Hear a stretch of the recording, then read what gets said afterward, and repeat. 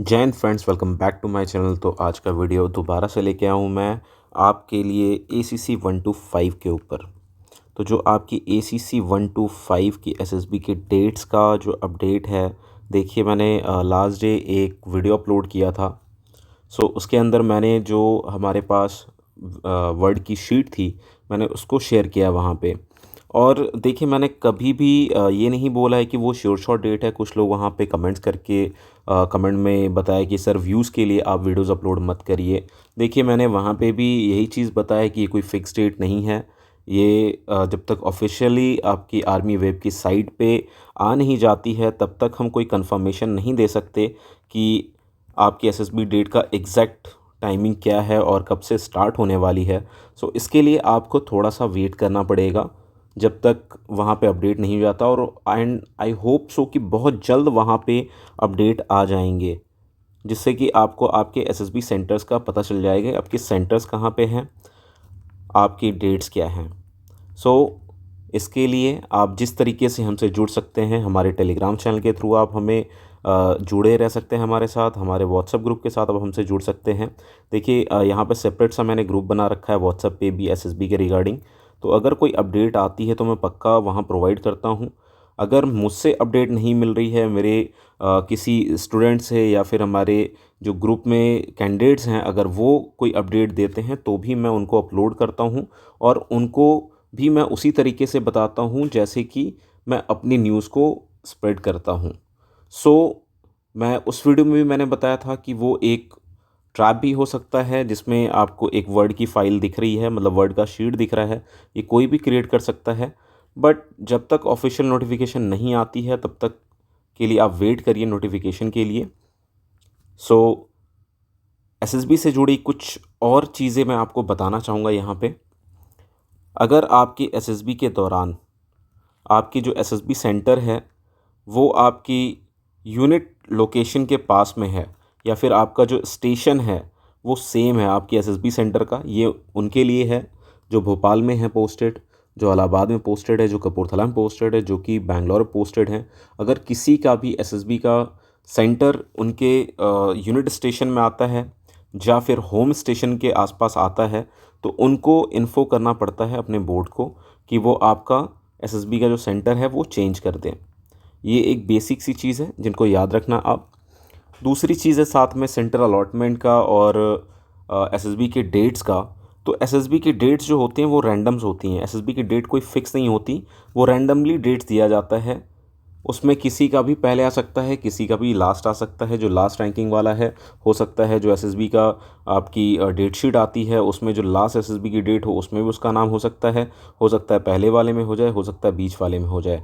तो मेरा बस ये कहने का मुद्दा है कि अपनी जो एसएसबी में लड़ाई है वो आपकी अपने खुद से है, ना कि उस 60 बच्चों से है या 100 बच्चों से है, या फिर जो स्क्रीन हो रहे हैं 30 32 25 उनसे है। आपकी खुद की लड़ाई खुद से है।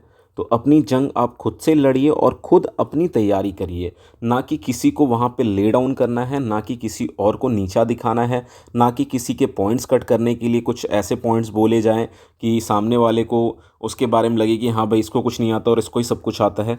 तो ऐसी कोई गलती वहाँ पे नहीं करना आप। ये बार बार दोहरा रहे हैं हम इस बात को। डीपली इसी वजह से बताया जाता है कि जो सामने आपका एसेसर है, जो आपके आगे बैठे रहते हैं वहाँ पे चेयर लगा के, उनको सब कुछ पता है, उन्होंने आपसे ज़्यादा दुनिया जहान देखी है। तो अपने ना ही आप इंटरव्यूअर को आप गुमराह कर सकते हैं, ना ही अपने जीडीओ को आप गुमराह कर सकते हैं, ना ही अपने साइकोलॉजिस्ट को आप गुमराह कर सकते हैं। तो ये गलती नहीं करना। और अपने बारे में खुद इम्प्रूवमेंट के लिए देखिए चीज़ें जो भी हैं मैं वो भी आपको यहाँ पे बता देता हूँ साथ ही साथ। देखिए इसमें जो इम्प्रूवमेंट की चीज़ है, खुद के लिए इम्प्रूवमेंट क्या कर सकते हैं, अपनी बातचीत, जो कि कम्युनिकेशन स्किल का पार्ट है, जो कि सिर्फ इंग्लिश बोलने से नहीं होती है। सिर्फ इंग्लिश बोलने से नहीं होती, इसके अंदर सदाचार भी होने चाहिए। तो अपना जो कम्युनिकेशन स्किल है उसको बढ़ाइए, ना कि एक लैंग्वेज को मैं बढ़ाने के लिए कह रहा हूँ, मैं कम्युनिकेशन स्किल को बढ़ाने के लिए कह रहा हूँ। इस बात को याद रखिएगा। और अगर इस बात को आप समझ गए अभी से भी, तो भी डेफिनेटली आप एसएसबी में अब की बार रिकमेंडेड हैं। बहुत सारे कैंडिडेट्स ऐसे होते हैं जो कहते हैं सर मैं 3 टाइम कॉन्फ्रेंस आउट हूँ, सर मैं 5 टाइम कॉन्फ्रेंस आउट हूँ। देखो सबसे बड़ा फ़र्क क्या है पता है इस कॉन्फ्रेंस आउट होने में? आपका जो पहला दिन था वो काफ़ी अच्छा गया था, इसलिए आप स्क्रीन हो गए थे। बट आपके अंदर कहीं ना कहीं कमियां थी, इसलिए आप कॉन्फ्रेंस आउट हो रहे हैं। वो हो सकती है आपकी कम्युनिकेशन स्किल की दिक्कत हो, क्योंकि जो आप सोचते हो, आपके मन में जो भी थॉट्स आते हैं वो जब आप बोलते हो तो कुछ और ही बाहर निकलता है। जब आप बोलते हैं तो कुछ और ही चीज़ बाहर निकलती है, जिसके वजह से आपकी एसएसबी में अड़चनें आ रही हैं। तो अपने बोलने के स्किल के ऊपर ध्यान दीजिए, पोलाइट रहिए, जो भी चीज़ है वो क्रिस्प एंड क्लियर बात करिए। ज़्यादा किसी चीज़ को खींचना नहीं है। एक बार अगर आपने शुरू किया तो वो जो भी चीज़ है वो ख़त्म हो जानी चाहिए जल्द से जल्द और क्लियर मैनर। सो अगर बातचीत में आप अपने परिवर्तन लाएंगे तो डेफिनेटली आपको ये खुद लगने लगेगा कि हाँ भाई, मेरी पर्सनैलिटी इम्प्रूव हो रही है। तो वो कम्युनिकेशन स्किल होता है। उस कम्युनिकेशन स्किल पे सारे के सारे फोकस करें। और साथ में एक चीज़ है कि जो जो समझने वाली चीज़ है, मैं उसके बारे में भी आपको यहाँ पे आज थोड़ा खुल के बताना चाहूँगा। जब आप कोई भी स्टोरी लिखते हो, जब कोई भी चीज़ें लिखते हो, लोग कहते हैं एकदम जेन्युइन रहो, जेनरस रहो, सब कुछ सच सच बोलो। मैं आपको ये नहीं कहूँगा कि हर वक्त आपको सच बोलना है। आपको अपनी कम्युनिकेशन स्किल में उन चीज़ों को बिठा के बोलना है। बहुत बार आप सच बोलने के चक्कर में अपना कम्युनिकेशन स्किल को आप ब्रेक कर देते हो और वहाँ पे हो जाता है कुछ और, जो कि आपका इंटेंशन नहीं रहता है। तो आज से अगर आप सोच रहे हो मैंने तैयारी अभी से भी करनी है, क्योंकि एसएसबी में देखिए कुछ रटाने की चीज़ नहीं है, सब आपके लिखने के ऊपर है। अपना लिखने का पावर बढ़ाइए, राइटिंग स्किल पे ध्यान दीजिए। बिकॉज़ क्या होगा, राइटिंग स्किल अगर अच्छी नहीं होगी आपकी तो आप लिखना चाहोगे अल्फ़ा और वहाँ होके क्या बन जाएगा, वो डेल्टा बन जाएगा। सो कितने का गैप हो गया, 2 अक्षर का गैप हो गया, और वहाँ पे फिर वो चीज़ें पढ़ने वाले को कुछ अलग लगती हैं। तो अपनी राइटिंग स्किल पे फोकस करिए, अपनी कम्युनिकेशन स्किल पे फोकस करिए, बिकॉज़ यही 2 चीज़ सबसे पहले दिखती हैं। और जो तीसरा चीज़ है वो आपकी बिहेवियर है। मैं नॉलेज के बारे में बात नहीं कर रहा हूँ यहाँ पे, क्योंकि नॉलेज देखिए, जितना आपको टाइम मिलेगा, जितना आप पढ़ पाएंगे, उतना आपके पास नॉलेज इकट्ठा होगा। क्योंकि सबको पता है आप फ़ौज में ऑलरेडी सर्व कर रहे हैं, आपके पास नॉलेज की कमी हो सकती है, कोई बड़ी बात नहीं है यहाँ पे, बिकॉज़ आप एक ऑलरेडी एक ऑर्गेनाइजेशन में सर्व कर रहे हैं। तो मैं नॉलेज के लिए वहाँ पे कोई भी आपको डबल टिक नहीं करूँगा। अगर आपकी नॉलेज है तो आप एसएसबी इन हो जाओगे, नहीं होगे आप नॉलेज है तो। अगर आपकी कम्युनिकेशन स्किल अच्छी नहीं है, अगर आपकी राइटिंग स्किल अच्छी नहीं है, तो इसलिए आपने अपने नॉलेज को बढ़ाना है, साथ साथ अपने कम्युनिकेशन स्किल और राइटिंग स्किल को भी बढ़ाना है। अगर आपके पास इन तीनों का जोड़ होता है तो आपको अंदर जाने से कोई नहीं रोक सकता।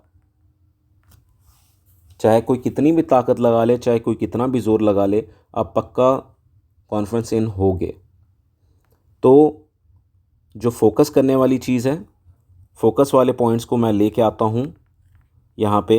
एक है आपका कम्युनिकेशन स्किल, बात करने के तरीके को। दूसरा है राइटिंग स्किल। तीसरा है नॉलेज।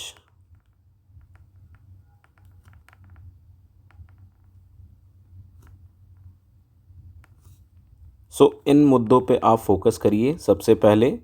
इसके बाद अगर आपने अपनी कम्युनिकेशन स्किल को ठीक कर लिया तो आप ठीक ही लिखेंगे। और राइटिंग स्किल आपकी कम्युनिकेशन स्किल का जोड़ होता है, इन दोनों का अपना कोरिलेशन होता है यहाँ पे। सोचना अच्छा है, अब अच्छी सोच कहाँ से आएगी? आप जिनके साथ रहते हो उनके साथ की सोच कैसी है वो आप जानते होगे। बहुत कम लोग मिलते होंगे आपको इस पहाड़ को देखते हुए। अगर आप किसी को भी ये पहाड़ दिखाओगे अपने साथ वाले को तो बोलेगा अरे भाई कैसे चढ़ेंगे, बहुत ऊंचा है। दूसरा बोलेगा ठीक है भाई, हम चलते हैं, दो के दोनों आराम से चढ़ लेंगे, 1 दिन नहीं, 4 दिन नहीं, 5 दिन नहीं, चढ़ाई तो कर ही लेंगे हम।